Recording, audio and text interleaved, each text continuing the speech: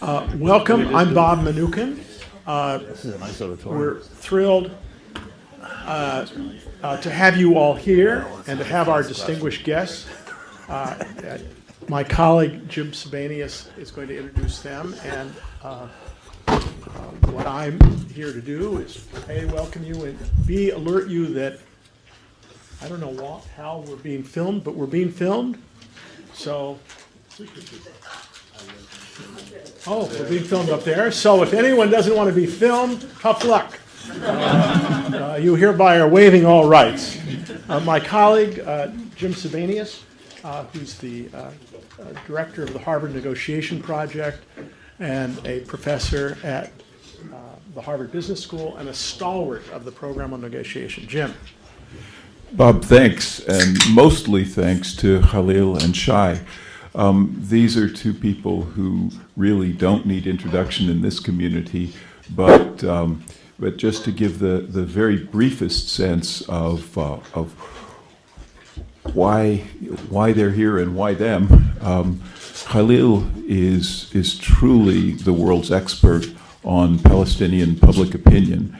He runs a center that continually polls Palestinians in the West Bank, in Gaza, and in the Palestinian diaspora. So he's got his finger on a pulse of something and data about something that many people talk about and have strong opinions about.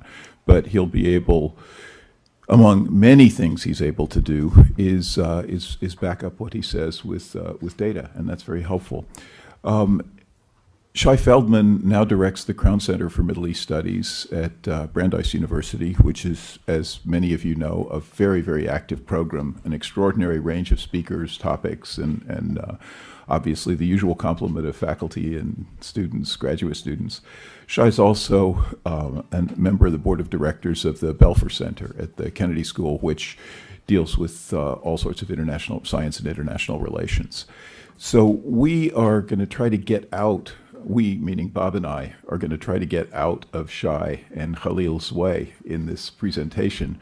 We'll talk we'll ask them to chat for a while. I would say probably about half an hour in total, and then maybe ask a few follow-up questions, and then turn it over to you for questions that you'd like to ask of of our speakers, whom we're just delighted to have here. The broad topic that we will be discussing are prospects post-Gaza, but if you try to carve and limit prospects for either negotiations or further action post-Gaza, you're immediately in a whole maelstrom, not least of which involving the recent Jerusalem attacks. In just a very few days, we'll see what happens in the Iranian nuclear negotiations. These things are connected in ways that I know our speakers will be able to help us understand. So we didn't flip a coin, but I'm going to let you guys do a quick negotiation of who goes first. Shai wins or loses. Shai? I lost. Thank you, Jim. Thank you, Bob. So what I'm going to do is give you a little bit of a background, or in a sense, a roadmap for the next 30 minutes. What is to say, like a 4-minute roadmap for the next 30 minutes of our two conversations. And the roadmap is the following, which is that we began 10 years ago to teach a class together with with an Egyptian colleague, Abdul Said, at Brandeis, a class that we don't believe there are many precedents for in American or other universities. It's the only class that we know on the Arab-Israeli conflict that is team taught by a Palestinian, an Israeli, and an Egyptian. And the purpose of this class is both to give the students a sense of the competing narratives about the conflict, and by virtue of the fact that at least two of us are in class, every class, the students, by interacting with us, in addition to hopefully reading what's on the syllabus from time to time, or at least occasionally, can get a sense not only of the texts of the competing narratives, but also, again, by interacting with us, get a sense of what I call the texture of these narratives. And that's one purpose. And the second purpose is to provide the students with a toolbox. A toolbox, which means some analytical framework that they can use to analyze other conflicts or to analyze developments in the Arab-Israeli conflict that are taking place, will be taking place after our last historical chapter was closed, and so on. So this class, as you can probably imagine, got some interesting student evaluations.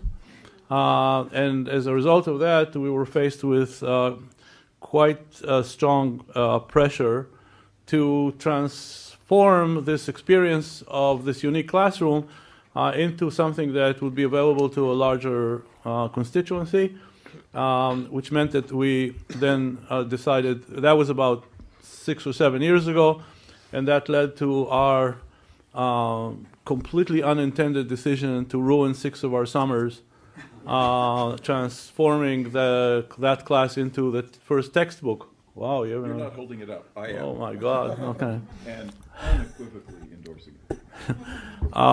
So this is the first actual textbook on the history of the Arab-Israeli conflict that is co-authored by an Israeli, a Palestinian, and an Egyptian, and this is not a co-edited volume. This is a negotiated volume. In other words, every word and every comma is agreed upon by the three of us. Actually, I'll get to that, but as a sidekick, I will say that one of the criticisms of the negotiations, my dear friends, that Khalil and I at least share, is that one of the biggest mistakes in the history of Israeli-Arab negotiations have been the principle that nothing is agreed upon until everything is agreed upon. And that is because we believe strongly that this principle makes the whole negotiation process a hostage of the most difficult issues. This 460 pages, everything is agreed upon. So I guess maybe that runs counter to what I was going to say. Anyway, so the analytical framework, and this book follows the same logic, which is to say, the agreed history takes a third of every chapter. The disagreed history, which is to say the competing narratives, you can read the competing narratives side by side. What was the Israeli narrative? What was the Palestinian narrative? What are the broader narratives about the most important turning points or developments in the history of the conflict? And the last third of every chapter is the application of the toolbox to the most important developments that have taken place during this period. And the toolbox basically tries to get everyone, to anybody who tries to understand these turning points in the history of the conflict, to answer 4 questions for oneself. One is, what happened in the global arena that can explain what happened in the conflict? Secondly, what happened in the regional arena that can explain what happened in the conflict? Third question, what happened in the domestic politics of the protagonists that can explain what happened in the conflict? And the fourth is the role of individuals. What has been the role of individual leaders that can explain what happened in the conflict? And just as the last kind of sentence in this introduction, to say that during the 116 years of this conflict, and with regard to important turning points, what you see is the relative weight of these 4 levels, the global, the regional, the domestic, and the individual, change. So there are periods in history where the global is so important. In the 1950s, you can't explain anything important in the Arab-Israeli conflict without reference to the Cold War.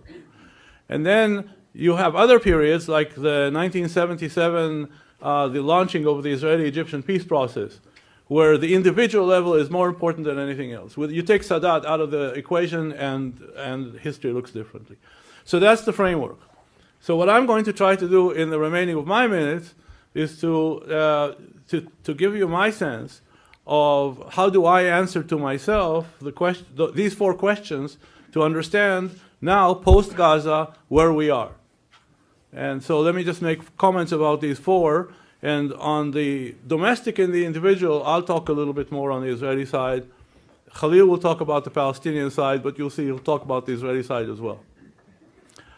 So on the global. On the global, I'll make 3 points. Number 1 is the unipolar moment is over.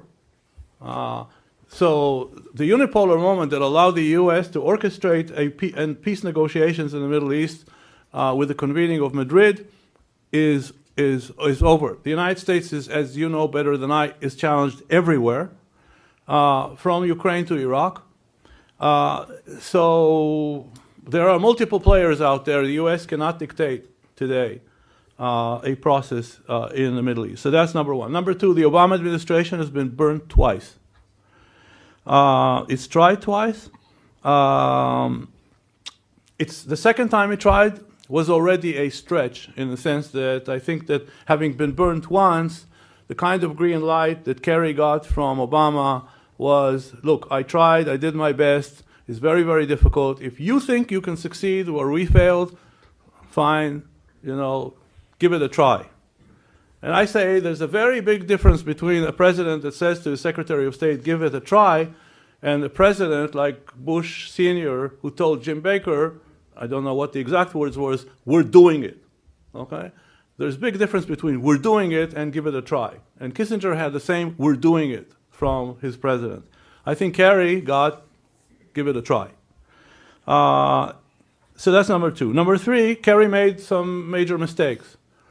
And that's, again, explains why I think they've been burnt. If I had more time, we can explain more, what have been the major mistakes.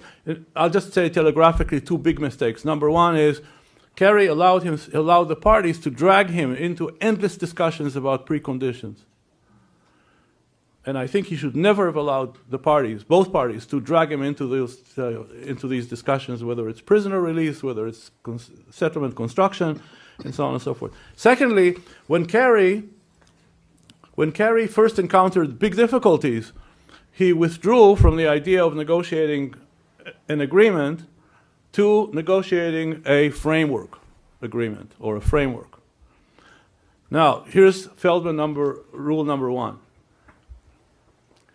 The Israeli-Palestinian conflict violates the golden rule that the devil is in the details. In the Israeli-Palestinian conflict, the solution is in the details. The devil is in the principles. And when you negotiate, try to withdraw trying to get a framework, this is where all the devils are. Okay? It's not in the practical solution to the refugees issue, it's in the right of return. It's not in the issue of dividing control over Jerusalem, it's in the sovereignty over the Holy Basin. That's a narrative principle, and the Jewish, the whole issue of Israel as the homeland of the Jewish people is not a detail. That is a fundamental narrative problem that you have to confront if you're doing a framework rather than an agreement. Okay, so that's Kerry. So that's the point number. So point number 1 is the unipolar moment is over. Point number 2 is the Obama administration is burned. Point number 3 is, nevertheless, the primary responsibility for the failure is the party's responsibility and not America's responsibility. I think the Palestinians made a mistake in dragging Kerry into an endless discussion of preconditions, and on the Israeli contribution to this disaster is that Israel hardened its positions on 2 important issues. One is Netanyahu's introduction of this issue of the demand that the Palestinians recognize Israel as the homeland of the Jewish people. This was not a demand in any previous negotiations. That's number 1. Number 2, this summer, Netanyahu hardened Israel's security demands. Netanyahu, for the first time, articulated that the Israeli security demands with respect to the Jordan River is not presence along the river, not presence in the Jordan Valley, it's presence up to the river, which means the entire West Bank. So that's the party's responsibility. On the regional level, actually, where there are some signs of hope is at the regional level. The regional level includes a mix of negative and positives. The negative is that since the beginning of the what we used to call the Arab Spring, everyone almost is occupied elsewhere. The last time that the Arab world didn't pay attention to the Israeli-Palestinian issue was on the eve of the First Intifada. The first, in the history of the Arab League, that was the first time that the Arab League convened and didn't even mention the Palestinians. The result was the First Intifada. Okay, the Palestinians had to take matters into their own hands. Right now, the attention given to the Palestinian issue in the region is very small. Secondly, the center of the Israeli map is paralyzed by fear because of all the chaos going on in the region. And the fear that if Israel concedes the West Bank in the framework of an agreement, the horrors that you see from Syria to Iraq will come to the West Bank. The reason why the crazies are determining the agenda today is because the center is paralyzed, and the center is paralyzed by fear. That's on the negative side. On the positive side, the new Middle East is providing Israel with also opportunities because Israel shares the same threats that are experienced by countries like Jordan and Saudi Arabia and Egypt. They're not all identical. We share a threat with Egypt with respect to the Sinai. The Israeli side shares a threat with Jordan with respect to the dangers of emanating from southern Syria and ISIS, and with Saudi Arabia, obviously Iran.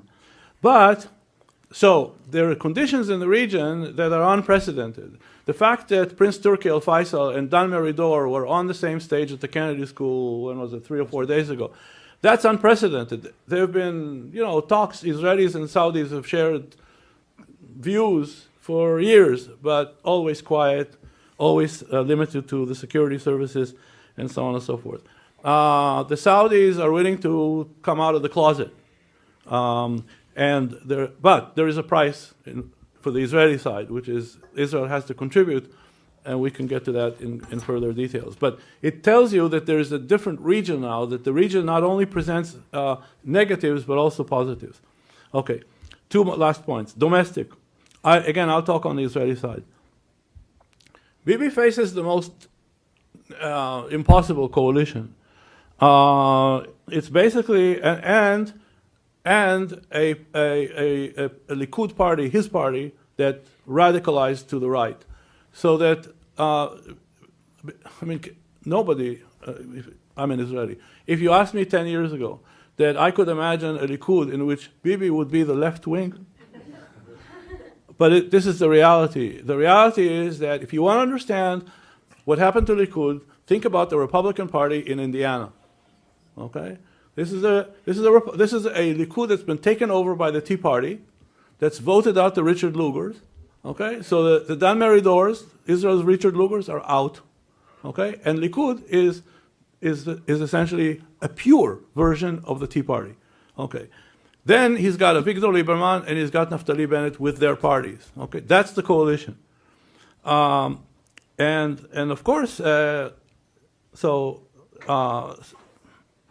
and you had to have been in Israel during that was it 51 day of war with Gaza, to see this phenomena that has no precedence in the Western world. Cabinets making a decision, and 2 senior members of the cabinet, Naftali Bennett and Avigdor Lieberman, going from one television studio to the other to argue against the decision of the cabinet that they've been a party to. Of course, they were in a minority in the vote, but nevertheless. So you got the flavor. Last point about Bibi. Let me just emphasize the following. Bibi does not suffer a IQ deficit. Okay? we Israelis, I say we Israelis on Friday nights love to say, doesn't he understand that? I can assure you, he understands everything. The problem with Bibi is not a matter of IQ. The problem with Bibi is that he's paralyzed by his fears because what does it take, given my description, to do something positive, which is to say, to address the questions that if Bob and Jim didn't ask now, they will ask later. So what are the prospects of? Bibi has to reshuffle his coalition. But the problem is that Bibi is so suspicious, okay, has so little trust, forget about Abu, all the other Abus, okay? He doesn't trust Likud, okay, let alone who might be members of another coalition. He believes that in any opportunity people will double cross him.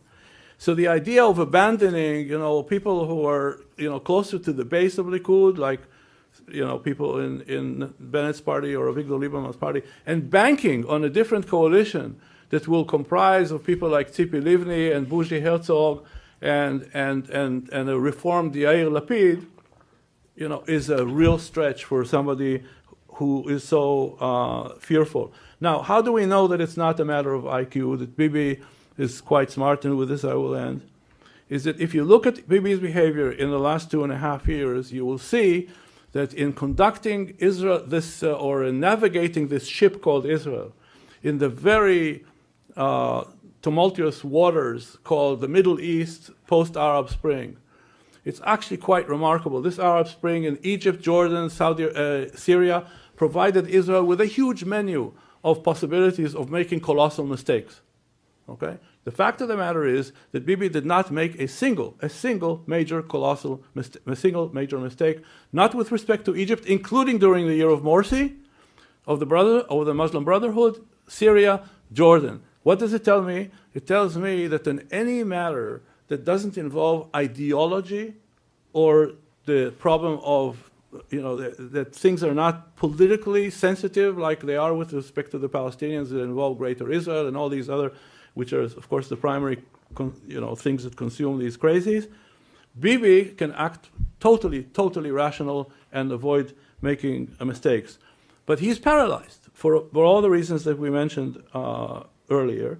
And he's making, on the Palestinian front, I would argue, almost every conceivable mistake. And I will just say the one and most important mistake that he's done is that he's empowering Hamas and not doing anything to empower Abu Mazen. Okay, if you combine the lack of imagination, the lack of creativity, and the lack of generosity with respect to the PA, and the release of 1,100 prisoners in the framework of the Gilad Shalit deal to Hamas, okay, if you combine the two, and I'm not saying this is part of a strategy, that would be stretching it, okay? But the consequence is that the actual policy over the last few years has been to empower Hamas and not to empower Abu Mazen, and that's a colossal mistake. Shai, thank you. Without commenting, questioning, or probing, which we'll save later, Khalil? Thank you, Jim. Thank you, Bob, for the introduction. The book that Shai and Bob and Jim have spoken about is not a history book. This is a book, as Shai said, that traces major turning points in the past 100 years or so. We're essentially trying to understand why it continues to be a difficult conflict to resolve. And our conclusions are in the final chapter. And it also asks second question. So throughout this book, we try to analyze the resilience. Why is this conflict so resilient? And the other question that we try to address is why at times it has been possible to resolve some aspects of the conflict.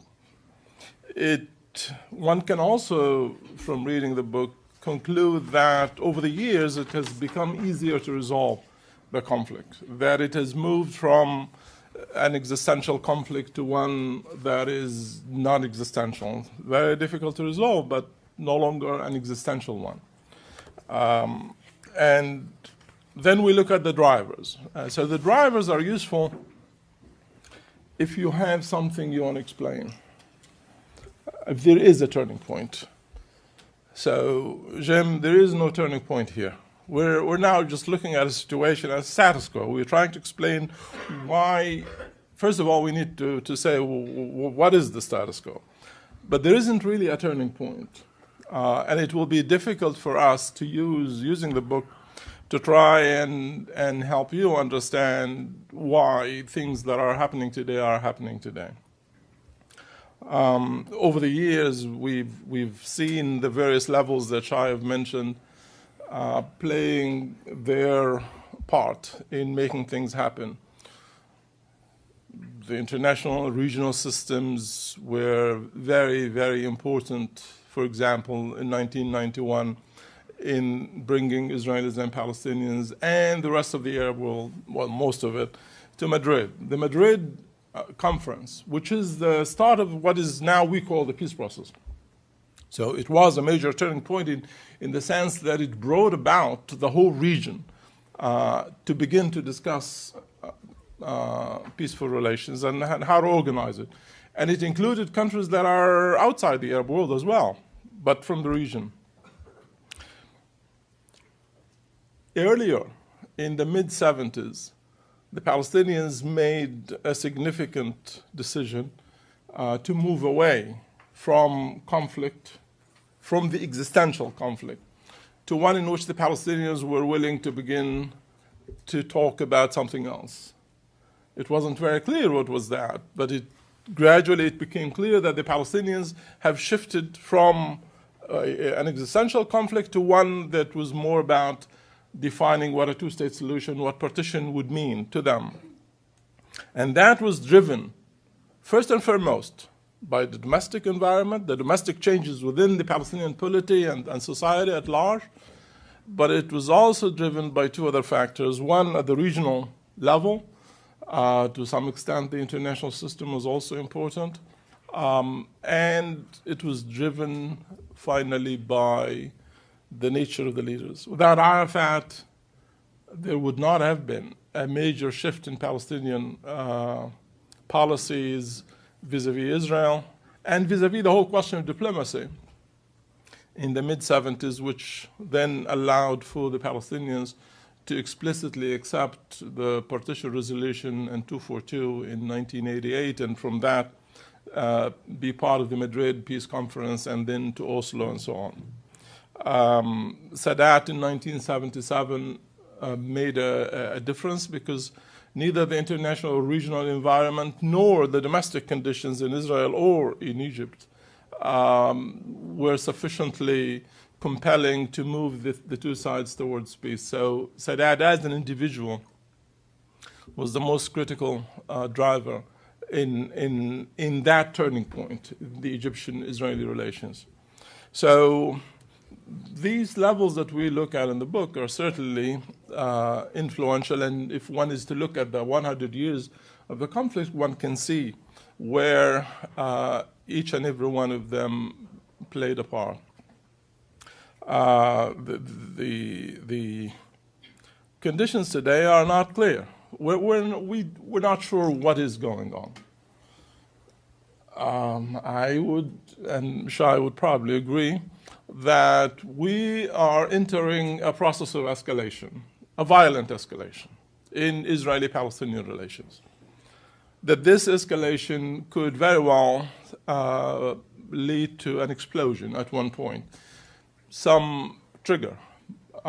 It will probably need a trigger, but it could come in a few days, a few weeks, a few months, who knows. But so we are in a process of escalation that could lead to a major explosion. And that explosion could be far-reaching, with Palestinians and Israelis going back to the violence of the Second Intifada, for example, with hundreds of people, thousands of people dying. It is at the moment unlikely to happen, given the nature of the forces on the ground.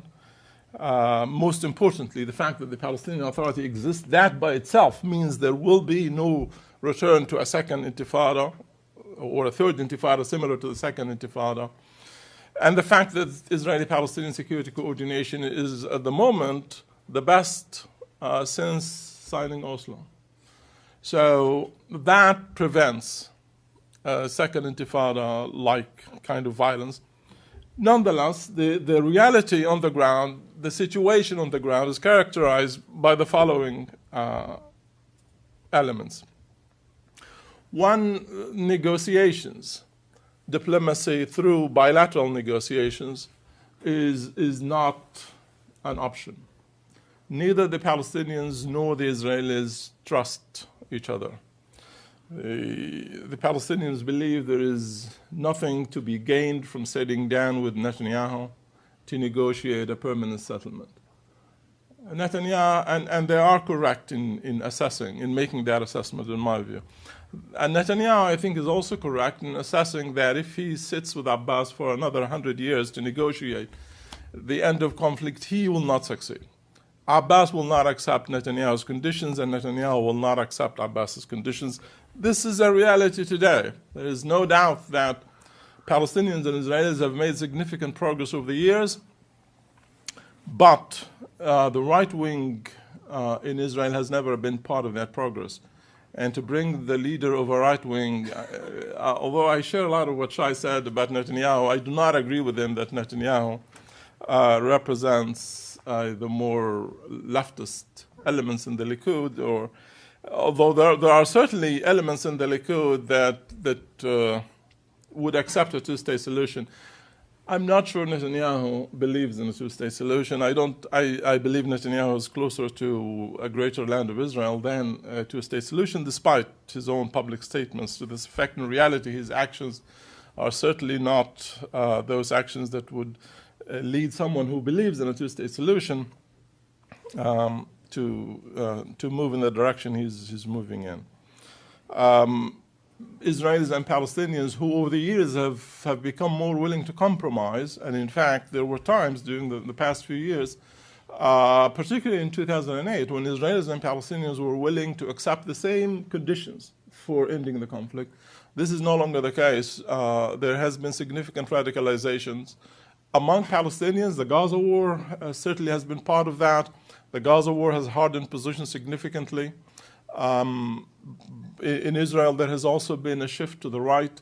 If elections are held today in Israel, there is no doubt that the right wing will gain more seats in the Israeli Knesset. And the coalition that Netanyahu will have to lead for the next, therefore, 4, 5, 6 years, I believe will be one with which the Palestinians cannot make peace, because it will not accept conditions that are acceptable to the center and left in Israel.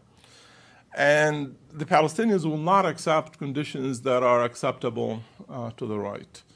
And this obviously, when we get to the question of what can be done, raises the question, therefore, of what kind of negotiations one needs to consider if we are to break the current impasse. But this is one fact on the ground. The negotiations are not at the table. Negotiations will not, therefore, change the status quo of occupation and the process of escalation that I have described.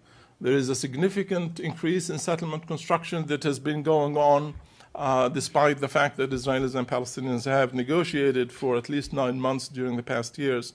And this process of settlement construction is led by the government, This is the first time, by the way, if you look at the membership in the Israeli cabinet, where you find a large number of the members who are actually settlers.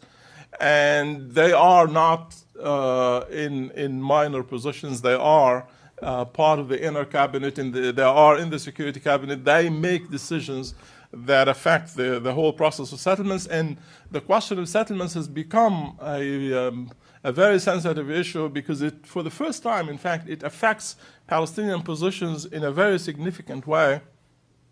And it's taking away Palestinians from supporting the two-state solution to supporting something else. Most prominently supporting a one-state solution, or accepting Hamas's narrative about the need to use violence. Which brings me to the third main feature. there is a great deal of radicalization that the Gaza war in particular has been responsible for among Palestinians. The Gaza war has radically changed the domestic balance of power. It's likely to be temporary, but the change has been phenomenal. For the first time, we have seen changes that lead me to conclude that if elections are held today, Hamas will definitely win those elections. And whether those were for a parliament or for a presidency, if elections are held today, Hamas will definitely win them. And this change is not just because of conditions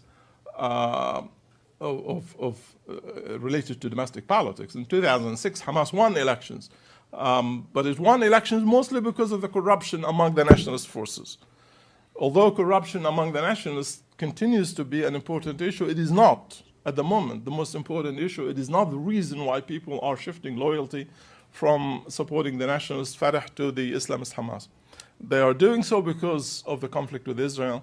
This radicalization, this shift in Palestinian society is accompanied by another shift that did not occur in 2006 when Hamas won the elections.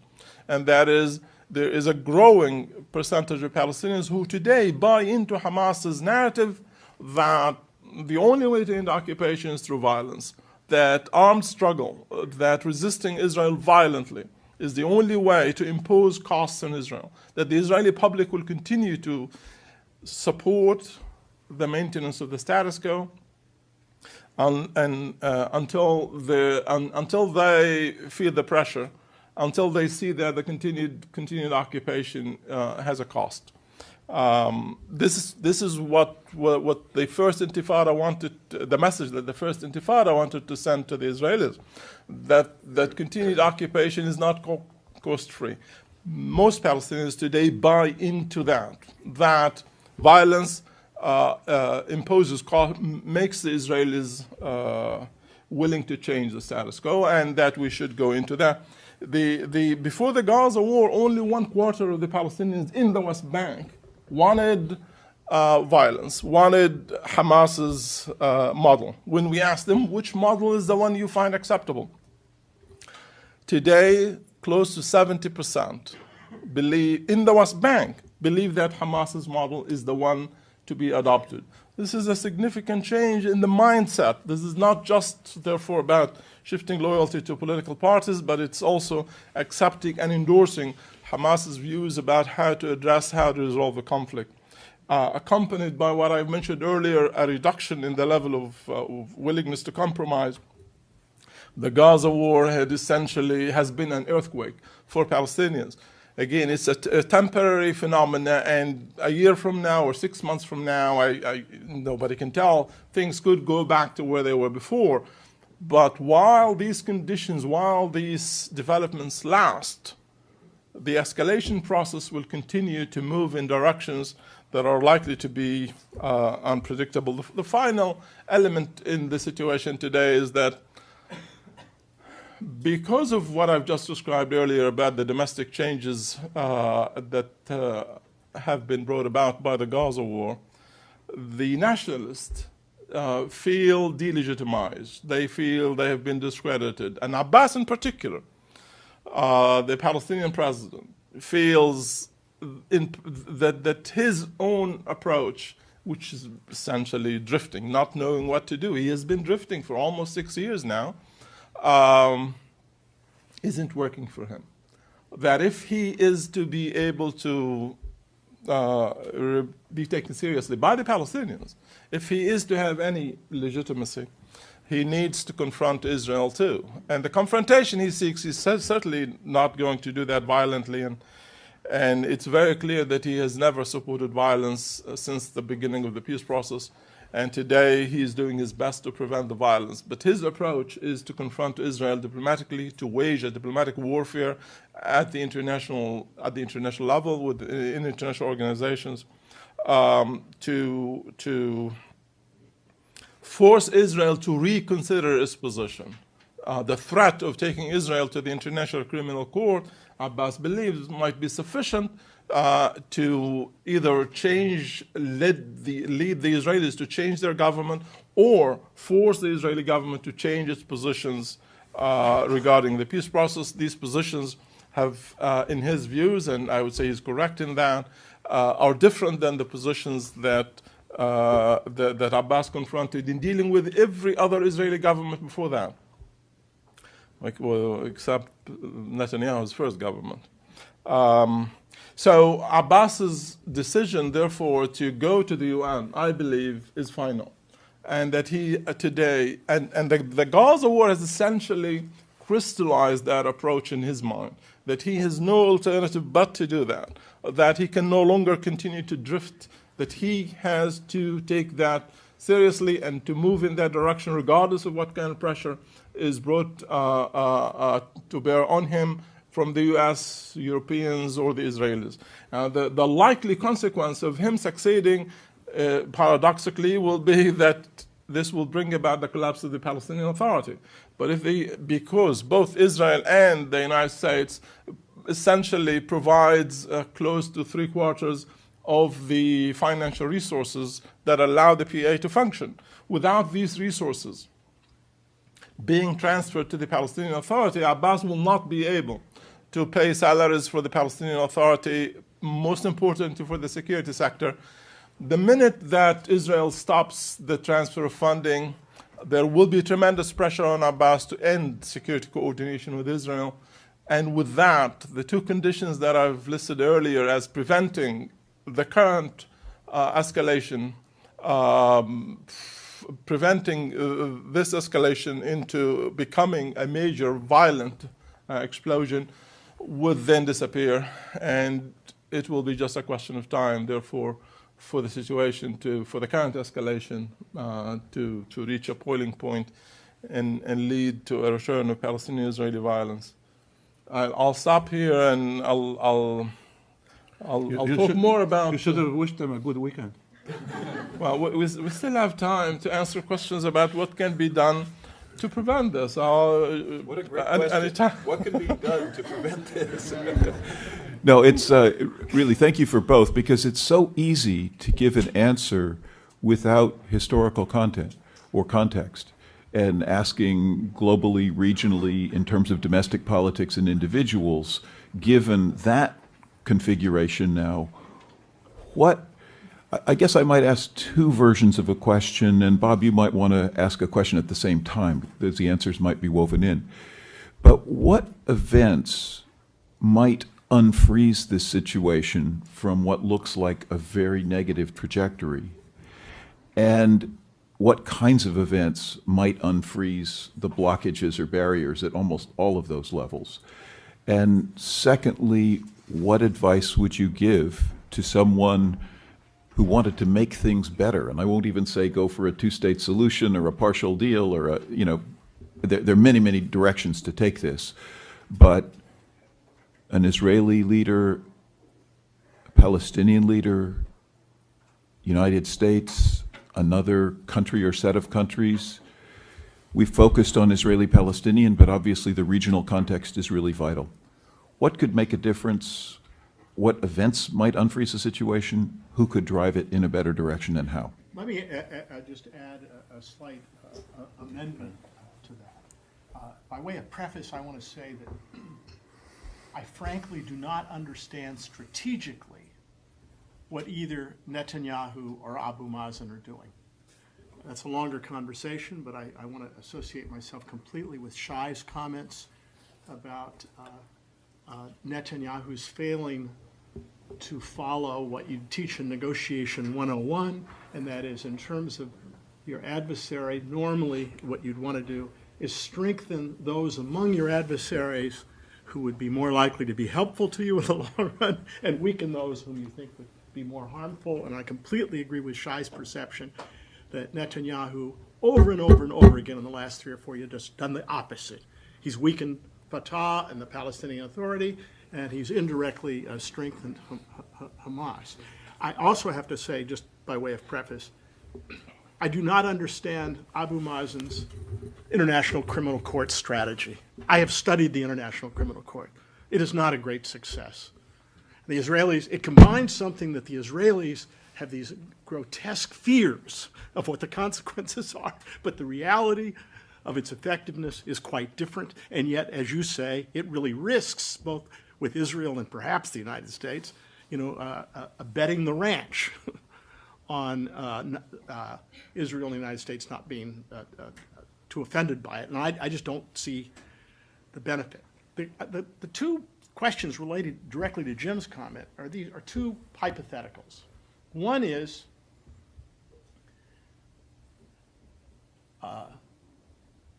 the Barghouti-Fayed hypothetical, and that is it conceivable that in a Palestinian election there could be a Barghouti-Fayed team running? Barghouti is of course, a very charismatic Palestinian who's now in an Israeli jail, who's very popular. He was part of Fatah, but he has real credibility among those who are more radical. The Israelis view him as someone with blood on his hands. But in the past, of course, the Israelis, in terms of the Shalit deal, released an awful lot of people with blood on their hands. Fayed is someone whom the Europeans and the United States view as a great bureaucrat. And question, if they were running for the top two positions, could that shake things up in a positive way? The second thing, which is even more far-fetched, I suppose, and that is, I think many Palestinians think that with time, with a one-state solution, demographically the Palestinians will win, and it might not be so bad if it were the right kind of a single state. I do not think that is the BATNA. I think the risk is that some Israeli leader at some point is going to say, we're going to annex up to the fence. And we know there's not going to be deep international recognition of it, and we're not saying we're going to completely remove the IDF, but we're going to set our eastern boundary. It's intolerable to go longer. And what, of course, that would do, and we will offer Israeli citizenship to any Palestinians living between the Green Line and the fence. As I say, the international community, a lot of aspects that they go berserk. But on the other hand, in terms of, quote, resolving the demographic imperative, it could happen, and it would be defensible. It would be defensible in a security sense. And once again, it would shake things up. And if it were done in the context of saying, we're willing to sit down and negotiate something better, but this is what we're going to otherwise do, because it's intolerable not to have an eastern boundary. And I guess my question is, could those be two, are either of those conceivable as things that could be done internally by the Israelis or the Palestinians that would really reshuffle the deck and lead perhaps to productive negotiations? So we've really hit you with a narrow set of questions. What events might unfreeze the situation? What actions, given such events, might various parties take that would be helpful in the context, perhaps, of Bob's two hypotheticals?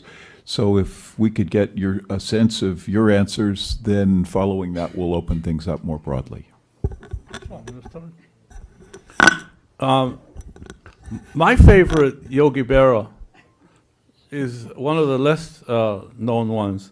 It's where he says, in theory, there is no difference between theory and practice. In practice, there is. Okay, and so the problem is, well, I'll start with at the end. In practice, the problem with, so in theory, that's a great strategy from a narrow Israeli standpoint. In practice, for precisely the reasons that Khalil mentioned when he talked about the Israeli domestic scene,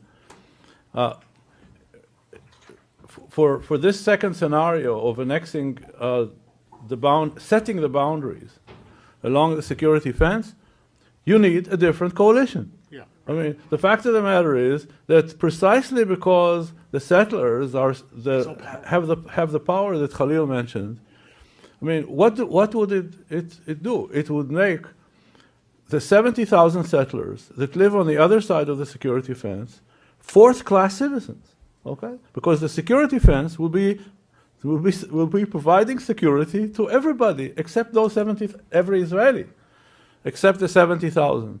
So this would be a grand strategic decision to essentially say, okay, this is a two-state solution, and the border between the two states is the security fence. Again, I don't see, and I don't think Khalil sees, the Israeli domestic configuration that allows this to happen. Now, again, the majority. So let me get to where the possibilities are, and I will say that again, I think that when the center of the Israeli political map, if it weren't paralyzed by the fears that it's paralyzed by, its ideal vision for Israel would be, on the territorial level, precisely this plan. But it's paralyzed. So the question now is, going back to Jim's question, so where can hope come from? And I would say the following. Let's start by eliminating, okay? In the next 2 years, the hope is not going to come from the global level, okay? I don't see, I mean, as suicidal as Obama might be, the idea that he would give a green light to somebody to try a third time, it's hard for me to believe. But, I don't know if he thinks he can completely reform immigration on maybe. But I don't see it. Secondly, because of all the trajectories that Khalil and I described in terms of the domestic politics on both sides, I don't see it coming from there. And I don't see a situation in which either Abbas or Netanyahu's DNA change, because of some insight that they've. So where can it come from? In my view, it can come from the regional level. And the reason it can come from the regional level is because the center of at least on the Israeli map, the center of the map is, as I said, paralyzed by security concerns. At the same time, you have people who are so centrist, and at the same time believe that the trajectory is going to lead to exactly the disaster that Khalil mentioned. There's no way out. In the short term, because any meaningful step that the Palestinians will take, either in terms of direction towards violence or direction to the UN, will have the same result, which is the US and Israel will react in a way that will create the collapse of the PA. And the collapse of the PA means the collapse of security cooperation, means the total collapse of security. This is what galvanized 106 former Israeli generals and police generals to sign the petition that they signed to Netanyahu two weeks ago. Okay, that's on one level. On the second level, so that's one building block. The second building block is, as I said, that we are in a completely different Middle East. A Middle East in which central players like Egypt, like Saudi Arabia, like Jordan, need Israel. Okay? Egypt could not deal with the chaos in the Sinai without Israel doing what it did, which is to authorize the Egyptians to violate the security protocol of the peace treaty. Okay? A security protocol that was laboriously negotiated, and to allow the Egyptians to bring forces into the Sinai, including their special forces, to do what they need to do to deal with this. They couldn't do it without Israel, without green light from Israel, because otherwise they would have been violating an international treaty.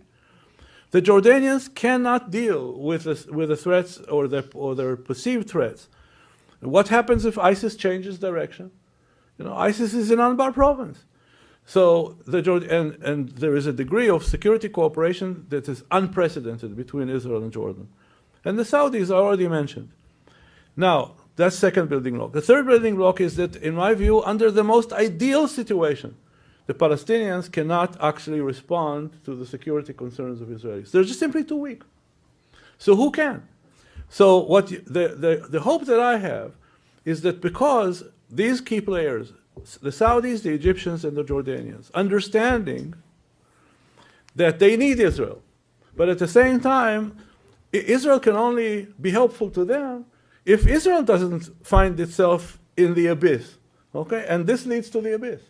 So they have to get out of their shell together and offer Israel together a different security package in which basically Israel will negotiate with Egypt and Saudi Arabia and Jordan the contours of a settlement, okay? But the contribution of these three would be that they would provide Israel the kind of security assurances that the Palestinians, even if they verbally would provide, or even if they will provide writtenly, cannot give simply because they're too weak. So I think the motivation is there. It's countered, of course, by the fact that all these three players have other problems that they have to deal with. But you see, again, these glimpses of things like the Saudis sending the signals, like the speech that Sisi gave 2 or 3 weeks ago at the opening of the Gaza Reconstruction Conference. Okay, it was very, very explicit that this is a new reality, that the minds and the ears are open to dealing with Israel, but Israel has to do certain things. Okay, they can actually come to Israel with a package, with an offer, the most important component of which was a security plan. They have the generals, they have the former generals, they can come to Israel with the security plans. That's the only place where I see the possibility of reversing the negative trends that Khalil portrayed. Khalil? Well, the one thing Palestinians can do is to abandon the two-state solution and to begin to wage a campaign in favor of a one-state solution. There is a reality on the ground that is a one-state reality. They can use the South African model, and they can work with the international community and like-minded people to encourage boycott and so on as a way to pressure the Israelis to end the occupation and allow a two-state solution. This essentially is not a do-nothing approach, but it's something close to that. Palestinians would not be waging violence. They would not be going to the UN. They would not be sitting at the negotiating table, since presumably Netanyahu would not want to sit and negotiate a one-state solution. So the only thing they would be doing is essentially to call for end of apartheid and to encourage the international community to boycott the state of Israel. At the moment, there aren't really many Palestinians who think along these lines. There are some, particularly among the youth in Palestinian society. The more professional, the more educated people are, the more they are likely to think along these lines. In 5 years, they might become the majority, but they are not the majority today. Most Palestinians, the majority of Palestinians today, favors a two-state solution rather than a one-state solution. Abbas, therefore, is essentially, if he is not going to go violent, if he is not going to move to a one-state solution, and if he, as I said correctly, calculates that nothing is to be gained by negotiating with the current Netanyahu and his coalition, then going to the UN is not an outcome of a calculated strategy. It seems to me to be more an attempt to help him regain some domestic legitimacy, nothing more. And I think there is, in doing so, he is more willing today to take the risk that this will lead indeed to the collapse of the Palestinian Authority, unlike where he was a year ago, even 6 months ago. I think he today seems to make peace with this idea. There is a tremendous resistance, by the way, within Fatah, among the security services for doing what he's doing, because they realize this is the elite that runs the PA. This is the top 5,000 people who are the best paid in the PA. It gives them prestige, power, control, and they will lose all of that. And the grassroots Fatah will gain, Hamas will gain, and we will see the cycle of violence returning. But Abbas is willing to take that risk, while the Fatah's nationalist elite at the moment is still resisting it. And in my view, Abbas at the moment seems to have the higher ground in the domestic environment. To change the domestic environment along the lines of what you've just described, Barghouthi and Fayyad, it is extreme. The combination is not bad, by the way, of the two. This would certainly be, it would mean someone with national credentials like Fayyad, like Barghouthi, who is very popular, even among Hamas voters. Likely Hamas voters will also vote for him. And Fayyad, who has been very successful in combating corruption and building stronger institutions and introducing security sector reform and so on, is not liked by everybody. And since he's not from Fatah, Fatah would rather have someone who is from its own ranks rather than an outsider. And Fayyad does have a problem. He's liked by the Israelis. He's liked by the Americans. So Palestinians say, what is it? Why do they like him? So he does have a problem in that sense. But there's no doubt that this would be a good combination. The question is, how do you bring this about without elections? The only way you can bring this combination would be an election. Can you devise a strategy where Palestinians go to elections today? There is no way I can see. Fatah is scared to death from the outcome of the Gaza war because they will lose, certainly will lose the elections. Under the present conditions, they have no incentive to go to elections. While Hamas wants to go to elections, Hamas is not willing to give up control over Gaza, which would allow Fatah and Hamas to begin a process of reunifying the West Bank and Gaza. So neither Hamas nor Fatah are willing to take the steps that would make elections feasible. And therefore, the engineering such a domestic revolution is at the moment, I just don't see how that can help us get out of the current situation. This could be an outcome of something that gets us out of the current situation and where we have a different environment that would allow such a combination. But I don't see this combination itself being a driver to change the reality that we have today. And I also don't see, I mean, I can in theory, going to theory and practice, see Netanyahu deciding tomorrow to accept a regional offer that Israel would become part of a regional coalition to fight against extremism in the region. The price would be a solution to the Palestinian question. He would have to make some significant changes in the way he views how the conflict is to be resolved. And he'd still have the domestic problems that Shai described in response to me. No, because that coalition will help deal with the domestic problem.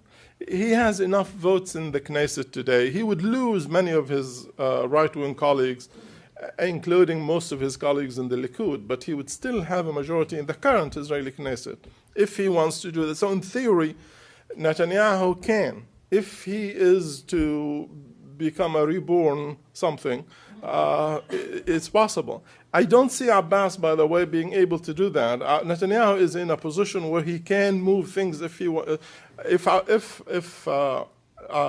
Abbas is to go through this rebirth issue. He's not likely to really make much of a difference. He's not seen as a legitimate leader today by the Palestinians. He has to succeed in order for him to be able to gain legitimacy. He does not have sufficient legitimacy to capitalize on, unlike Netanyahu, who has sufficient legitimacy and who has Knesset members who would go along with him. Abbas does not have that. So Abbas needs to go to the UN to gain legitimacy. And at the moment, as I said, I think what he is going for is going to be the collapse of the Palestinian Authority. So if the region is not going to help, if the domestic environment is not going to, if the leaders are not going to, who's going to help? Nobody, in reality, unless the U.S. decides that if it will not lead, and I agree with Shai, the U.S. will not lead, at least not in the next 2 years. If the current trends in the U.S. are to continue to go towards the Republicans, then for the next 6 years, therefore, the U.S. is not going to be in a position to lead the parties towards a Palestinian-Israeli agreement. If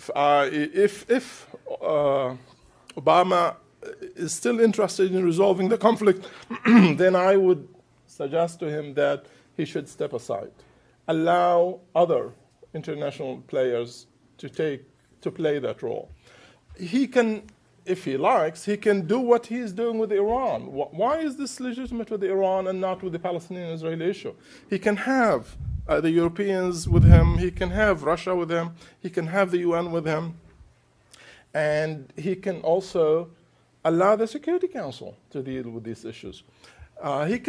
Yesterday he articulated, what is it yesterday? He articulated his vision for the immigration policy, even though many in Congress believe it's illegal. Well, why doesn't he articulate U.S. policy regarding the Israeli-Palestinian conflict in as much details and much clarity as he did? I like what I heard from him when he spoke about the immigration policy. I think if he is to come out publicly to the American people and say, this is my policy regarding the Palestinian-Israeli conflict, and the U.S. will support anyone who will push in this direction, the U.S. will support any UN resolution that push in this direction, this will certainly be a very positive step. He does not have to lead. He just needs to articulate what he believes is in the best interest of the United States, and allow other players then to take the ball wherever it needs to be taken. So if you were looking for a disagreement, I say Sisi will move before Obama. So Shai started this with a quote about theory and practice. You know, there's nothing quite so sad as a beautiful theory mugged by a gang of facts. That makes academics very uncomfortable. In any case, in listening to this back and forth, I hope people get how privileged we are to understand, you know, in depth perceptions that can be headlines and slogans otherwise, and this is not that in the least. Let's open it up to questions. Our ground rules, as usual, questions. Please identify yourself. Please make the question a question, not a statement, and that means end with a question mark. Yes. So my name is Tommaso Ferranda. I'm a visiting researcher here at the law school. Thank you for both of the panelists. Actually, I have two very short questions. The first one, if we talk about the United States and we propose some policy for the United States, we can't obliterate and forget the fact that the United States are giving $3 billion per year to Israel. So one thing is politics and the other one is economic support. How do the two things combine in the future that you're envisaging? And the second question is about the security plan that you were proposing, involving Egypt, Jordan, and the Saudi. Am I correct if I understand it, like you are suggesting that these three countries should guarantee security within the West Bank and Gaza, somehow policing West Bank and Gaza? Is it what you were saying, that these three countries should enter and somehow replace the occupation with another occupation? And if that's the case, what are the other aspects or elements of the security plan that you would introduce? So I'm not sure everyone could hear the question, but in a nutshell, how can some of these ideas work with a $3 billion U.S. contribution to the Israelis? A second question, how would this regional construct and security plan that Shai outlined not simply be another occupation? So you said two short questions. The problem is in the Middle East, short questions have long answers. But I'm going to give you a short answer. Khalil and I actually wrote a paper 6 years ago when Obama administration came in, or just before, outlining what the options are. And one of the options, that we called it the Jim Baker option. And when Bob and Jim brought Jim Baker here, 2 years ago, I told him about this paper. So he said, very interesting. He said, what's the Jim Baker option? And I said, one word, leverage. So the answer to your question is yes. The United States provides assistance to Israel. The United States also provides assistance to the PA. The United States is part of a package. Khalil mentioned that if the combination of Israel but also the international community doesn't provide the PA with the financial assistance, the PA collapses. So the international system, the U.S. being a primary player, has leverage both on the Israeli side and the Palestinian side. to keep it short, I will end my answer at this point. You understand more or less where I'm going. To apply the notion of so here's my response to you. There's a difference between narrative and practicalities. If there will be a combination of regional players that are willing to help address the security concerns of Israel by some combination of, which would include some presence on the ground, to call it occupation is a narrative. To me, the issue is practicalities. Now, the reality is that since the Israeli-Egyptian peace treaty, negotiated in 1979, applied in 1982, that makes it, what, 22 years? Or 32 years? How is my math? 32 years. We have a multinational force and observers in the Sinai, okay?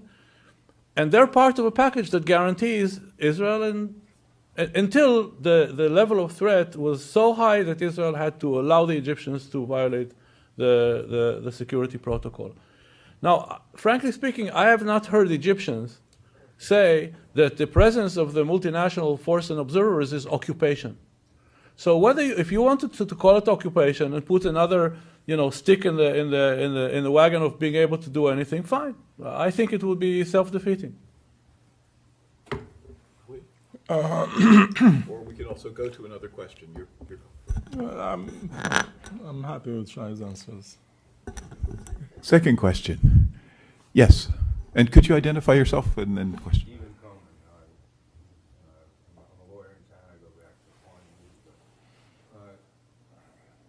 Just in Israel for a few weeks. Hezbollah, Iran, Turkey, you haven't talked about how they fit into everything you've been talking about. Where are the sleeping bags? You want to start? Actually, Iran has not been playing a negative role recently in the Palestinian-Israeli issue. Iran has been preoccupied, as you know, with the nuclear talks. And the faction among the Palestinians that is most supported by Iran is Islamic Jihad. And during the Gaza war, Islamic Jihad actually was playing a very constructive role, was more moderate in its approach to the Egyptian ceasefire ideas than Hamas was. So Iran, in other words, at the moment, seems to be focusing on its own national interests and is not willing to deviate from that, is not willing to show support for the Palestinians if it knows that this support would undermine its own position in the nuclear talks. In other words, we clearly see today the hierarchy of priorities for the Iranians. Their focus is on Iran's interest in the nuclear deal. They are much less focused on the Palestinian question. And at the moment, they do not seem to be important or even relevant to the major developments. Certainly, there are a lot of residual issues that Iran has been part of in the past. But at the moment, actually, Iran is not an impediment on the Palestinian-Israeli front. Iran is, of course, and Shai will probably address this, on the nuclear issue, Iran and Israel certainly have something to talk about. With regard to Hezbollah, I don't see Hezbollah there, too, as a major issue for Israel or for the Palestinians. And as long as Hezbollah is involved in Syria, it's highly unlikely that it will be in a position to support Hamas or Islamic Jihad on the Palestinian side, or to be involved in a conflict with Israel in the northern part of Israel. So at the moment, these outside players do not have a direct impact on the bilateral Israeli-Palestinian issues like they did in the past. And the relevant question on the nuclear issue is something that is certainly today much quieter, at least, And if there is agreement on Monday, this will certainly be a very positive development for the region and will at least temporarily remove that issue, the nuclear threat issue, from the agenda of the parties. So we finally found the point in which we disagree. I disagree with Khalil on 2 counts. Number one is that I think from the Israeli standpoint, the Israelis are very, very worried about Hezbollah. Very worried. Because Hezbollah's capabilities, I mean, when you compare what Hamas has to what Hezbollah has, there's no comparison. So that's number one. Number two, the issue of, so let me now backtrack and to say the following. These 3 elements that you mentioned are central to my thinking.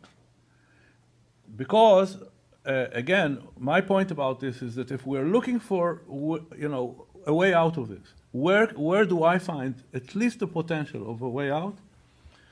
And I mentioned the regional. What the regional means, it means essentially the inclusion of Israel in a new architecture of the region, a new architecture of the region, which is primarily a security architecture of the region. Because, as I said, we share a lot of concerns. Israel shares a lot of concerns with some of the other players, Saudi Arabia. These concerns focus on exactly the countries that you're mentioning, okay? Now, and the concerns are not identical because, and this is where I disagree with the second point that Khalil made, because an agreement with Iran on a nuclear issue can have a lot of very different implications. First of all, the whole issue of how will Israel react will depend on the nature of the agreement.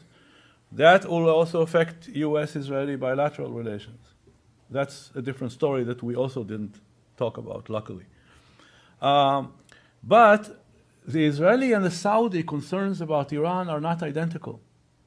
See, Israel is focused on the one element that is one of the few dimensions of the conflict that are existential, remain existential, because Israel sees the Iranian nuclear program as an existential threat. The Saudis' concern are very different. The Saudi concern is, for example, that if you have a deal with Iran that actually is effective in dealing with the nuclear issue, but where what the currency with which you will get to that compromise is a willingness on the part of the US or the P5+1 or whatever to recognize Iran as a regional power, okay? This terrifies the Saudis, okay?